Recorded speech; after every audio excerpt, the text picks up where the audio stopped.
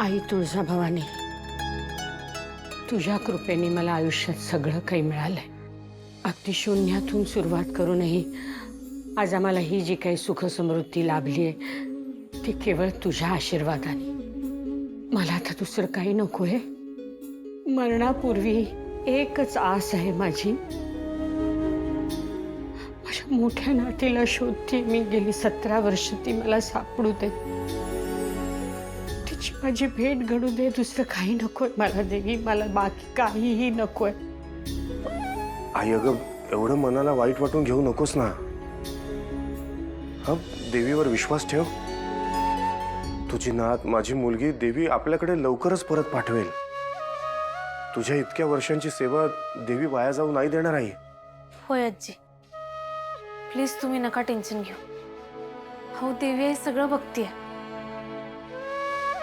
हा ना 13 दिवस काय, मी म्हणतो 2 दिवसात तुमची नात तुमच्याकडे परत येईल बघा. मॅडम तुमचा फोन आहे. हॅलो. हॅलो, कोण बोलतंय? हॅलो हॅलो आजी, मी तुमची मोठी नात बोलते. कोण कोण बोलतंय? हो, मी तुमची मोठी नात बोलते. माझी मोठी नात? खरंच तू माझी मोठी नात बोलतेस? हो आजी, मी तुमची मोठी नात आणि माझ्या आईचं नाव गौरी आहे. पण तुला माझा नंबर कसा मिळाला आणि अचानक कसा फोन केलास तू मला? ॲक्च्युली मी तुमची प्रेस कॉन्फरन्स बघितली होती आणि मग मला कळालं की तुम्ही माझी आजी आहात. तुमच्याबद्दल माझ्या आईने खूप सांगितलंय. माझी आई गौरी आहे ना, तिने मला माझ्या बाबांचं नाव पण सांगितलंय, राजन. हो.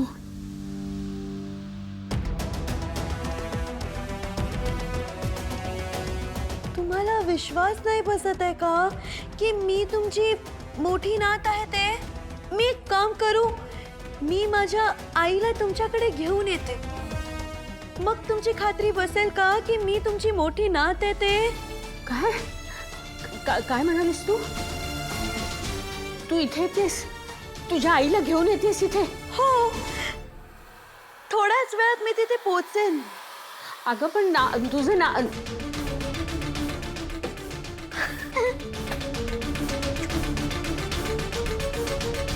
काय झालं? कोणाचा फोन होता? राजन, तुझी माझी मोठी नात, तुझी लेक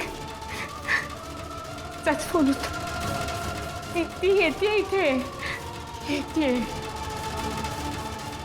कसा होता माझा परफॉर्मन्स? कशी वाटली माझी ऍक्टिंग? कसा मी व्हॉइस चेंज केला? ही सगळी ग्रॅनी आजीची आयडिया होती. You are too good my darling. पण मला ना तुझ्या ग्रॅनी आजीच्या प्लॅनवर खूप डाऊट येतोय. सक्सेसफुल होईल की नाही? डेफिनेटली. का नाही होणार? Y you doubting? अजून एक डाऊट आहे. काय? हा नंबर जर राजनने सर्च केला आणि त्याला डाऊट आला तर काय करायचं? मी बाकीच्या लोकांसारखी डम आहे का? I have a plan already. हे बघ, हे जे सेम आहे ना, ते मी फक्त आणि फक्त या फोन कॉलसाठी घेतलेलं आणि आता हे सीन मी तोडते. सो काय होणार? डॅड कॉल करत बसतील आणि हे कोणी उचलणारच नाहीये. कूल. आई हीच माझी मुलगी असेल कशावरून? अरे आईला घेऊन येते ना, ती म्हणाली गौरीला घेऊन येते. मग गौरीला बघितल्यावर तर आपला विश्वास बसेल ना. देवी, माझी सून, माझी मोठी नात येणार. ते येत आहे तिथे. राजन, अरे उभा राहू नको, आपल्याला त्यांच्या स्वागताची तयारी करायला हवी. कमळी म्हणाली तसंच झालं. मग ते येत आहेत दोघी जणी. चल चल. आजोबा, अहो तुमची मोठी ना.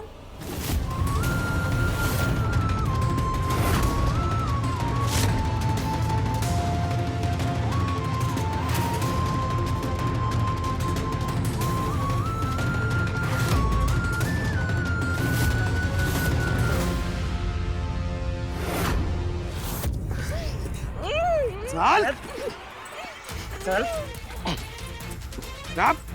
चल चल बस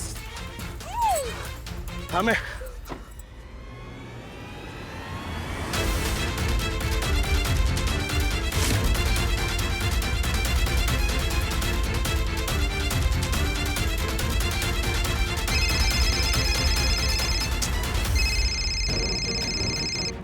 हा मॅडम.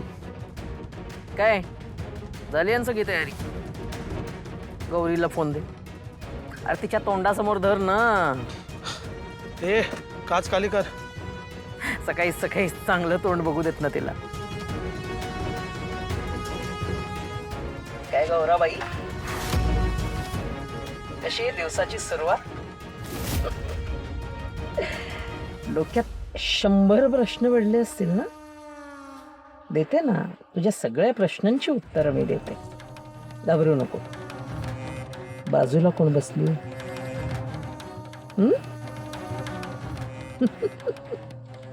सांग, ती तुझी मुलगी आहे. हो, ती तुझी मेलेली मुलगी आहे. हा, आता मी ना तुला तुमचं भविष्य सांगते.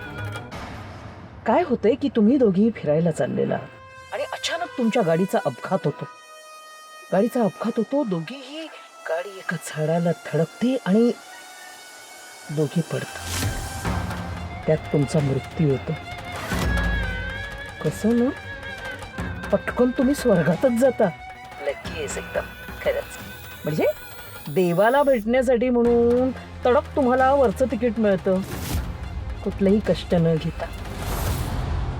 हा, आता ही तुझ्या बाजूला आहे, ही तुझी मुलगी. हे कसं कळणार? अन्नपूर्णा आणि राजन यांना मी पूर्णपणे पटवून देणार आहे की ती तुझीच मुलगी. कारण आतापर्यंत अन्नपूर्णाने तुझ्या मुलीला पाहिलेलं नाही, न राजनने त्याच्या मुलीला पाहिलं. मग त्यांची तर खात्रीच पटणार ना की तुझ्यासोबत असलेली मुलगी ही दुसरी तिसरी कोण असेल, तुझी मुलगीच असू शकते. त्यामुळे काळजी करू नको.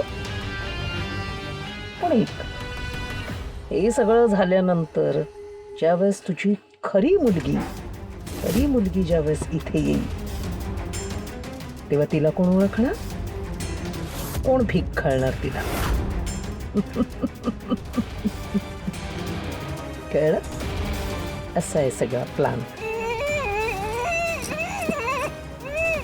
चला रे, कामाला सुरुवात करा. बोला, राम नाम सत्य, राम नाम सत्य. चला चला.